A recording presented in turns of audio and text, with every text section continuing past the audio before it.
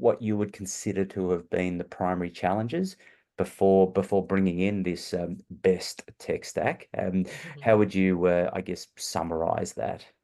Yeah, look, I was new to the aged care sector 12 months ago. I'd certainly come from sectors that, absolutely needed, resources on site at a certain time, especially from a mining oil and gas perspective where they have to, catch flights and things like that. So I did have a little bit of insight, but of the need to get people into site and onto rosters pretty quickly. But when I came into aged care, I kept on hearing, very quickly this speed to roster, and it very clearly was not happening as quickly as the operations needed to, and quality care for our residents and having consistency in our staff.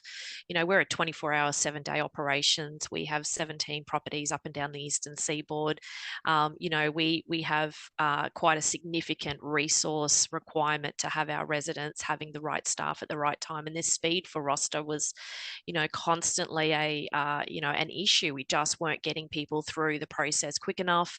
The people we were getting through the process, they were dropping off because they either worked shift work or they didn't get their documents in on time. It's a heavily compliance and regulatory type of sector, and there's basically all of this ticks and balances that you need to do before you can actually even issue a letter of offer, let alone get them into payroll, let alone get them out onto site. And then once they get on the site, there's another whole run of access to systems, inductions, walkarounds. They have to do emergency procedures. Just goes on and on and on before they even get out onto the ward and into our servicing our residents. So that to me was a significant challenge, a significant problem, and very much walking into the business for the very first time and into my team, it was like, please fix this, and can you do it yesterday? So very much a learning curve, and very much got, I think, week 2, made bookings with you guys and Live Hire and all of our other vendors just to get some face time to say, what are we doing, and what am I inheriting, and please help me. And